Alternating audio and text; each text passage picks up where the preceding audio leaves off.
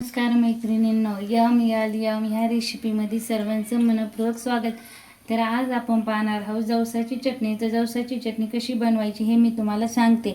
तर मी इथं काय केलं, 1 वाटी जवस घेतले धुवून. आता हे जवस आपल्याला काय करायचे, भाजून घ्यायचे. तर मी इथं काय केलं, अगोदरच तवा ठेवलेला आहे तापायला. आता हे जवस आपल्याला तव्यावर टाकून द्यायचं. मस्त छान असं हे जवस आपल्याला तडतड होईपर्यंत आता भाजून घ्यायचे. आणि याला काय करायचं, सतत हलत राहायचं, नाही तर मग एकाच बाजूला ते करपण. मस्त छान असं आता आपल्याला भाजून घ्यायचे.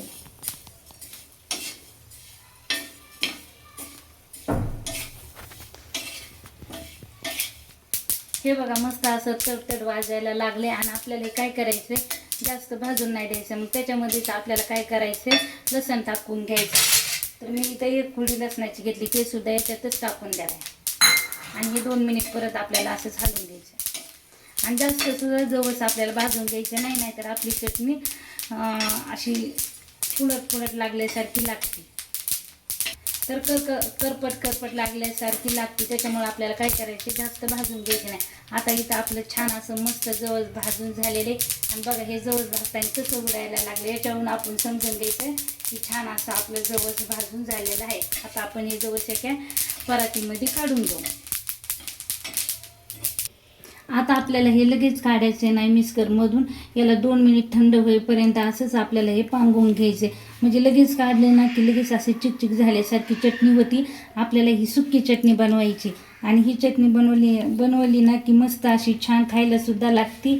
आणि आपल्याला हे प्रवासासाठी सुद्धा आपण ही चटणी नेऊ शकतो. तर आता हे काय करायचे, 2 मिनिट असंच ठेवायचं आणि नंतर आपल्याला मिक्सरमधून काढायचं. आता हे मस्त आपलं थंड झालेले. आता आपल्याला काय करायचे, एका मिक्सरच्या भांड्यामध्ये टाकायचे.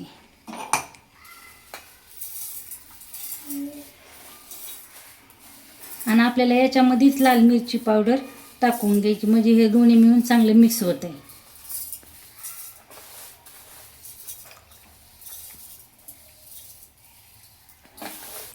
आता आपल्याला याच्यात लाल मिरची पावडर टाकून घ्यायची. तुम्हाला जेवढं तिखट लागेल ना त्याप्रमाणे तुम्ही टाका. मी इथं काय केले, 1.5 चमचा लाल मिरची पावडर टाकले. आणि त्याच्यानंतर चवीपुरतं मीठ टाकायचे.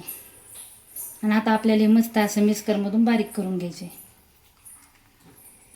तर आपल्याला अशा पद्धतीने ही चटणी काढून घ्यायची. जास्त बारीकसुद्धा नाही करायची, आबडधोबडच आपल्याला मिक्सरमधून काढून घ्यायची. आणि तुमच्याकडे जर खलबत्त्या असल्या तर खलबत्त्यानेसुद्धा तुम्ही कुटू शकता. खलबत्त्यातली जर कुटलेली चटणी खूपच छान लागते. आणि ही चटणीसुद्धा खूप छान मस्त अशी चवीला सुद्धा खूप छान झालेली आहे. अशीच तुम्हीसुद्धा घरी बनवू शकतात ही चटणी. आणि मस्त ह्या चटणीचा आनंद घेऊ शकता. तर ही चटणी आपल्याला बाहेर गावाला कुठं प्रवासाला जायचं असेल ना, त्यावेळेससुद्धा मस्त असे आपण घेऊन जाऊ शकतो. तर असेच नवनवीन व्हिडिओ पाहण्यासाठी आपल्या चॅनलला लाईक, शेअर आणि सबस्क्राईब करायला विसरू नका. आणि हा व्हिडिओ कसा वाटला हे मला कमेंटमध्ये नक्की कळवा. धन्यवाद.